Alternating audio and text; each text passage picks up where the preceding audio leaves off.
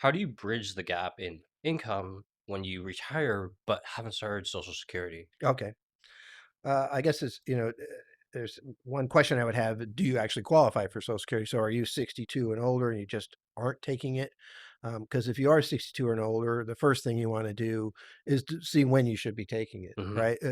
We would run that in our plan.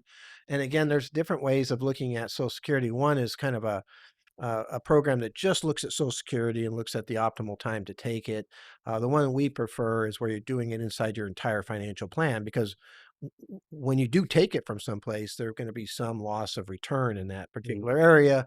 Does taking Social Security make it better or worse than taking the money out of your assets? So that would be the first place to start if you're already, 62 or older and aren't taking Social Security. Is just should you be taking it? Yeah. And if not, or you're younger than 62, then you basically look at your assets and we deal a lot with money going out to support lifestyle, Hmm. right? I mean, that I would say we specialize in that because we have it have, our average client's 74.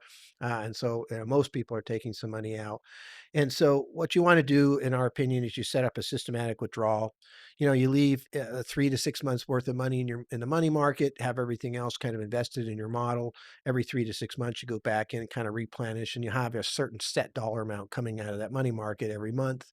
Um, and you really want to start though on, what they call the optimal withdrawal, Yeah. sequence. Where's the most optimal tax way to take the money? Yeah, it comes down to, lowest return, lowest tax. Okay.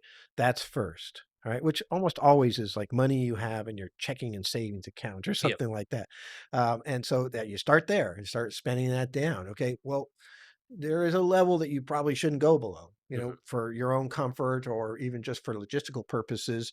But let's say, you have 100,000 there and 50,000 what you really need. Well, use the first 50,000, to live off of, and then stop and go to the next.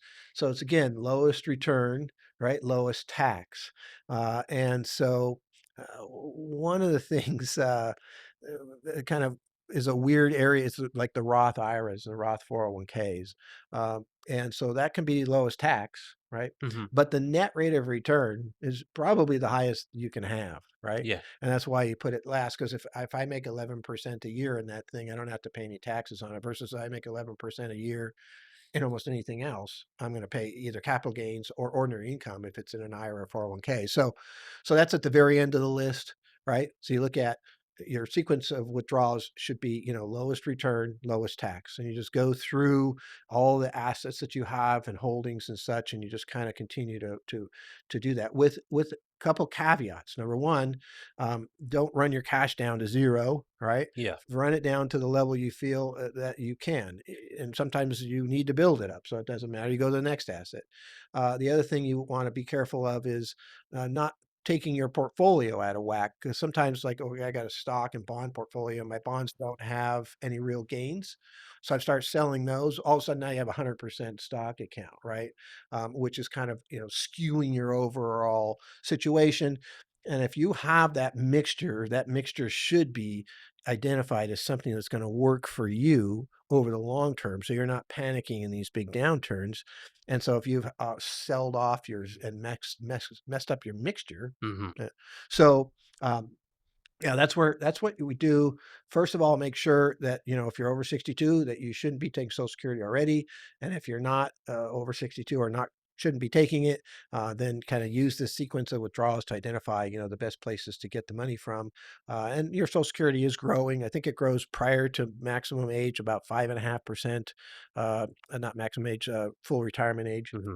Which right now is 67, and then after 67, it actually grows at 8%. So, Yeah. So if you have the assets to bridge the gap, right. it is kind of very nice to have that Right. because Social Security is very much a considered heavily guaranteed income. Yeah, exactly. And you even get the cost of living increases that they do after full retirement age. So it's 8% plus cost of living increases if you're not taking it. So And then Social Security also never goes down too. right, and that's right. At least we hope it stays that way. So, but yes, that's a good question.